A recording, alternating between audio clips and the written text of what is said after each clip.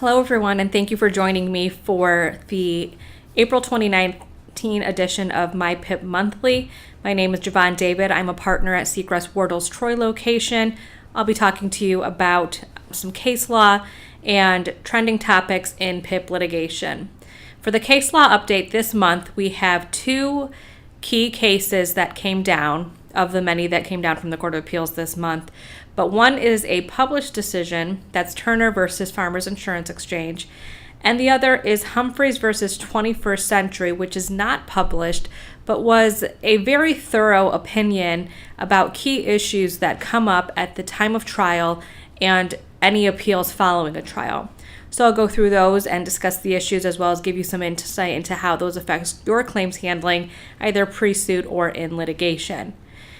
The trending topic in PIP litigation this month is the compensability of conservator and guardian fees.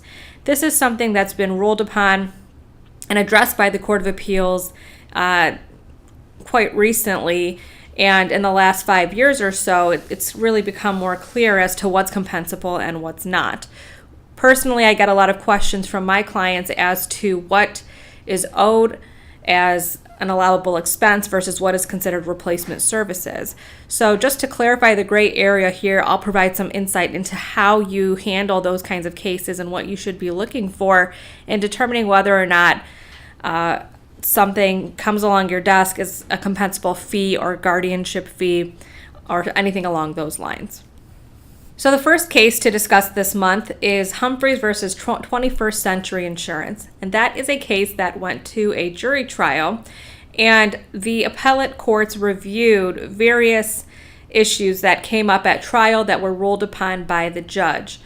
It provides really good insight into common trial issues that come up, such as what to do when you have battling experts that say conflicting things, meaning the plaintiff puts on one person, the defense puts on another, and you're trying to use one expert's opinion and testimony to negate the other. In addition, there's a good conversation in this case about the admission of replacement services claims and testimony, even when there was depth testimony that the person did not expect compensation of payment.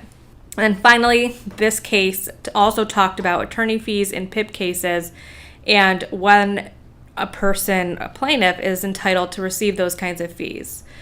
So again, Humphreys versus 21st Century is an unpublished opinion, but it is a good one to look at. In that case, the defendant requested a new trial on the basis that its rights were materially affected by the trial court's decision regarding the admissibility of expert testimony at trial. That's the battle of the experts that I mentioned. So at trial, the defendant had a biomechanical engineer testify regarding the car accident, and to say that the accident itself didn't place enough force on the plaintiff to result in the injuries that he was claiming, which were disc herniations. The trial court found that the defendant's expert and the plaintiff's expert were precluded from testifying about causation for the injuries. At the defense expert's deposition, the biomechanical engineer, he testified that he was not a doctor and could not give opinion testimony based on medical theories. Based on this testimony, the Court of Appeals found that testimony concerning the cause of a medical injury was beyond the scope of defense expertise. Therefore, the trial court evidentiary ruling was upheld. So, given the testimony of the defense expert, the trial court stated that he admitted that he was not qualified to talk about the medical injury and that it was beyond his expertise. So striking his testimony was upheld by the Court of Appeals.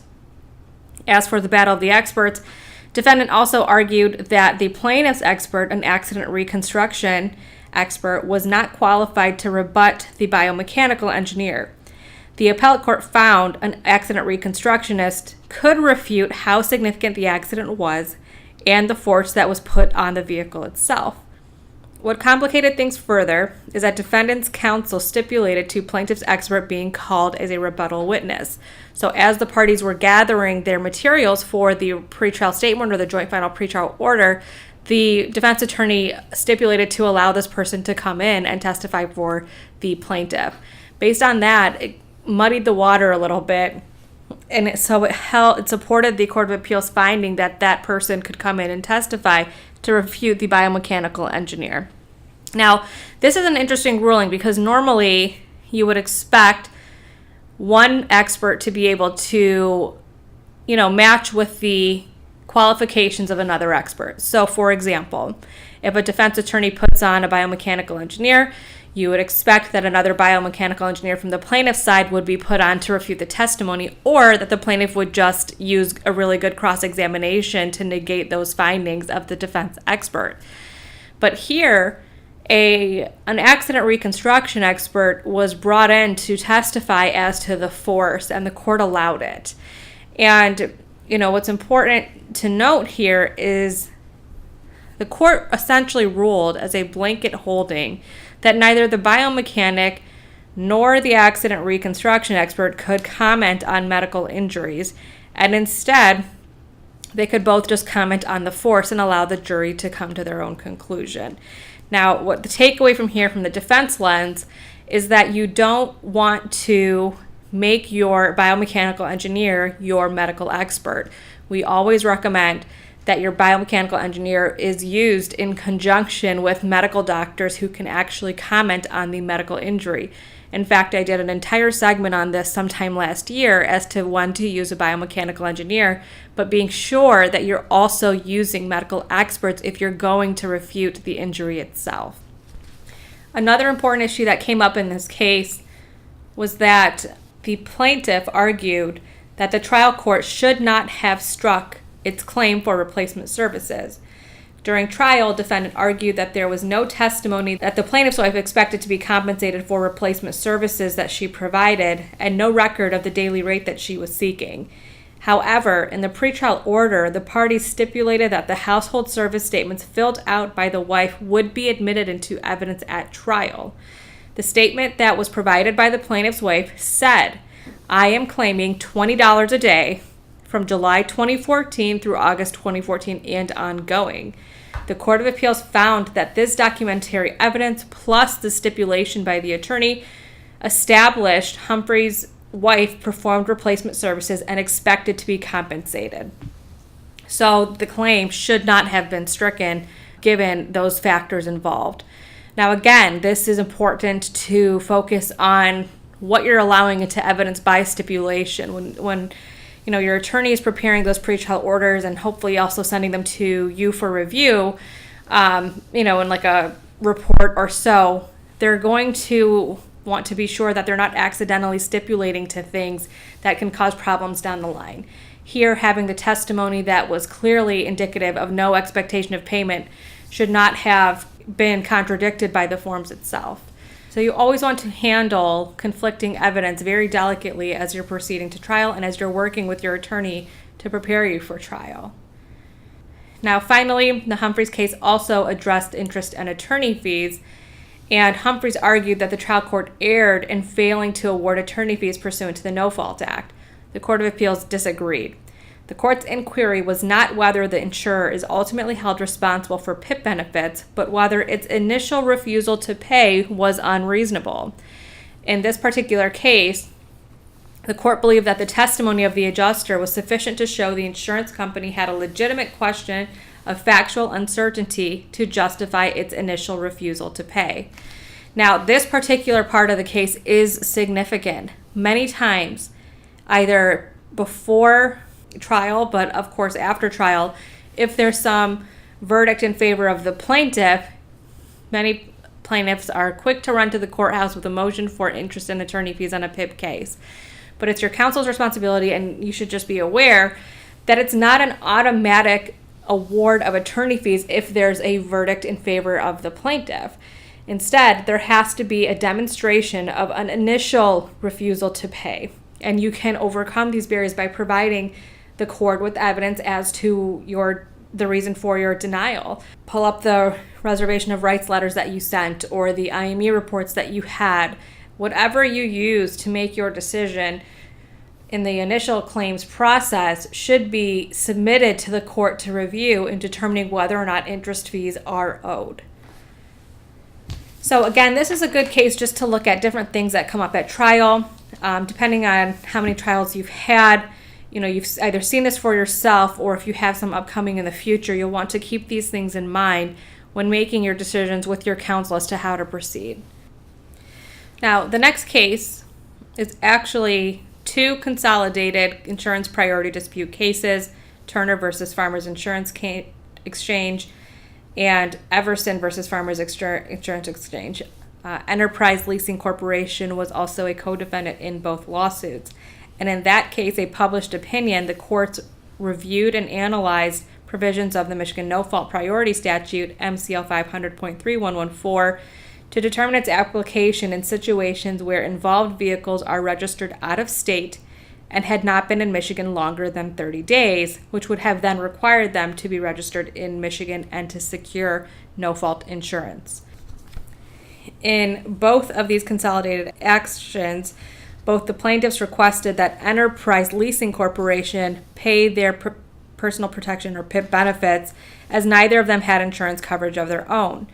Enterprise denied both claims, asserting that the Michigan No Fault Act did not apply because both vehicles were registered out of state and neither vehicle had been operated in Michigan for more than 30 days. Both claims were therefore assigned to the assigned claims facility, who then assigned the case to Farmers Insurance Exchange, the defendant in this lawsuit.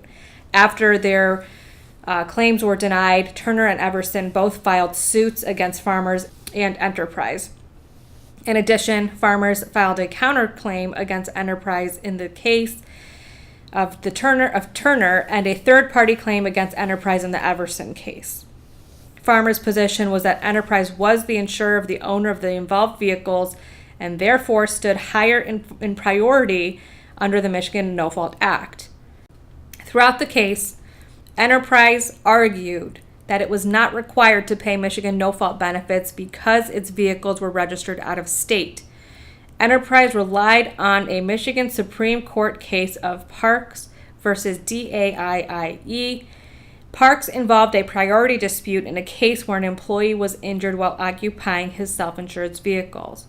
Enterprise argued that the Parks holding stood for the proposition that an out-of-state vehicle not required to be registered in Michigan and not operated in this state for more than 30 days is not subject to the security provisions of the No Fault Act. Farmers responded as the assigned claims insurer that it was the insurer of last resort when no other coverage is available. In both cases, Farmers argued that Enterprise was first in priority because, again, it was the owner of the involved vehicles and was self-insured, making it the owner or registrant of the vehicle occupied. In addition, Farmers maintained that it was irrelevant whether Enterprise was required to register the vehicles in Michigan or maintain security under them, because the statute was only concerned with the insurer of the owner or registrant of the vehicles and not whether those vehicles were actually insured by the security required under the Michigan No Fault Act. So in other words, insurance is insurance, whether it's required by the No Fault Act or if you are a self-insured carrier. At the trial court level, the trial court agreed with Enterprise and granted its motion for summary disposition on the grounds that both of the involved vehicles were registered out of state and neither had operated in Michigan for more than 30 days, thereby rendering the priority statute to be inapplicable. Farmers then appealed this trial court ruling in both cases. Again, the cases were ultimately consolidated because they had the same common issue for the Court of Appeals to address. So on appeal, the Court of Appeals analyzed the priority statute in great detail, noting that the cases turned on the meaning of the Michigan No Fault Act, MCL 500.3114, in setting forth that a person suffering accidental bodily injury arising from a motor vehicle accident, while an occupant of a motor vehicle, shall claim personal protection benefits first from the insurer of the owner or registrant of the vehicle occupied.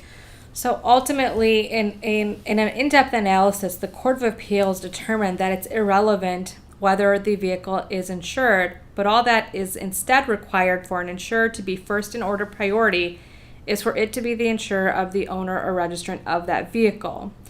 So the court ultimately stated that the trial court got it wrong and that farmers should not be on the hook for benefits when enterprise was self-insured. The Court of Appeals essentially stated that as it relates to qualified self-insurers, the Michigan no-fault priority statute refers to a self-insurer as the insurer of the motor vehicle's owner or registrant, regardless of whether or not the vehicle involved in the accident was required to be covered by Michigan no-fault security. So ultimately, what does this case mean? Enterprise was set to be on the hook. Even though it did not have Michigan no-fault coverage, it still was a self-insured carrier, and therefore the plaintiffs could obtain their first-party benefits through Enterprise before going to the assigned claims plan. So in short, the rule here is for an insurer to be first in order of priority of PIP benefits, it must be the owner or the registrant of that vehicle, whether self-insured or not.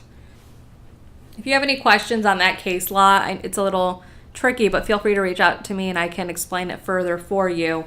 But it's a good ruling and it's a published decision that can help you in those cases where you have a self-insured carrier that may or may not have insured the vehicle in Michigan, and it will help you make the arguments necessary to at least argue whether or not you're on the hook for PIP benefits. Now, turning our attention to trending topics in PIP litigation, like I said, we routinely get questions about compensability of probate fees and guardianship fees. So I decided to do a quick segment today about probate cases, probate appointments, and their interplay with the Michigan No-Fault Act and your first-party cases. This can especially come up in cases when you're working with the Catastrophic Claims Association. You could be dealing with an incapacitated individual, or even in non-MCCA cases, the probate court may be involved if you have a minor claimant. So in those kind of situations, the claimant lawyer will petition to the probate court and request a formal appointment of a guardian or conservator. And just so we're clear here, just in general terms, typically a conservator is responsible for financial affairs and property. They usually manage financial affairs, they're involved in CAT claims if there's a special needs trust, for example. Whereas a guardian is typically responsible for decisions about care, living arrangements, daily life, things along those lines.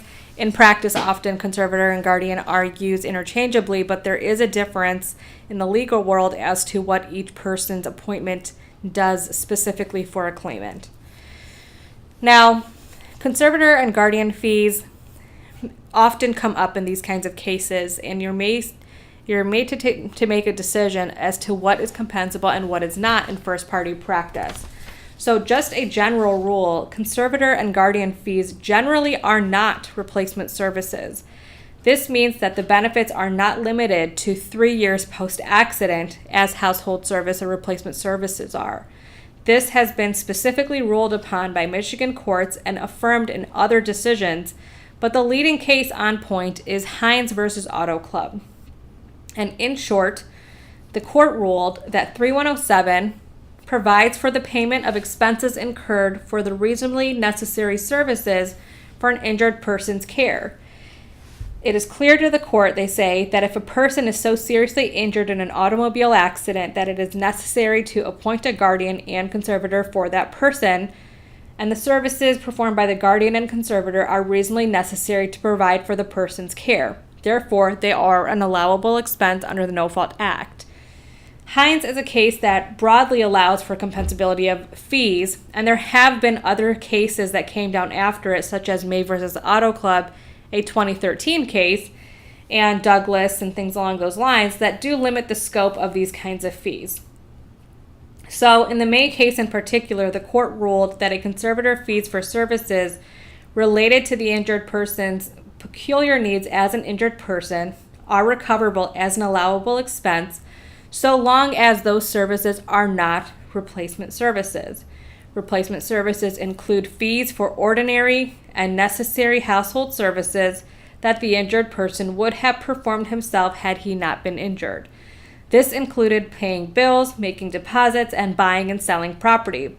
However, the court held that the injured man in that case needed someone to manage his medical bills, negotiate with medical providers and insurers, and assess his assets in a way that would allow him to continue to receive the best care possible. And that particular service was not replacement services. It was an allowable expense that was not time barred by the 3-year statute of limitations. So those are the two cases that you typically look at when you're dealing with conservator and guardian fees. And generally they are compensable, but there is a way to review and assess to make sure you're not paying for replacement services beyond the 3-year statute of limitations. Now, oftentimes you'll get a bill from someone serving as a guardian or a conservator, and you'll have to adjust the claim to determine what is compensable and what is not. And we often get these bills in to review and to comment on what is compensable. And what's important to remember is that the claim itself is governed by the No Fault Act. So the guardian or conservator must supply reasonable proof of fact and amount of loss sustained as they need to on every other portion of their claim. In the context of guardian and conservator fees, this generally means that they need to produce an itemized statement of services and an hourly rate. So there's no blanket reasonableness of charges. It's all done on a case-by-case basis, and you look at it like you would look at a medical provider's bill. Is there an itemization? Is it descriptive? Is it telling you what they've done? Is there an hourly rate so you can break down the appropriateness of the fees being charged? If you have that information, you're likely able to make a decision as to whether or not it's compensable. If you don't have that information, you can send a letter back to the guardian and saying, I don't have reasonable proof. I need more information to process this claim. And that should clarify the issues that are often presented. Now, oftentimes there can be attorney involvement, which, can be a little off-putting at times if there's an attorney appointed as a guardian or conservator. So in those cases, a different measure of fees apply. There's no precise formula, but factors to consider are as follows. Number 1, the professional standing and experience of the attorney. Number 2, the skill, time, and labor involved. Number 3, the amount in question and the results achieved. Number 4, the difficulty of the case. Number 5, expenses incurred. And number 6, the nature and length of the professional relationship with the client. Now that comes from the case of Wood versus DAIIE, a case that is often relied upon in determining whether or not a person is entitled to reasonable attorney fees and for how much. And it applies in this context as well. So when you're looking at the reasonableness of guardian and conservator fees that does have attorney involvement, you're going to look for certain things.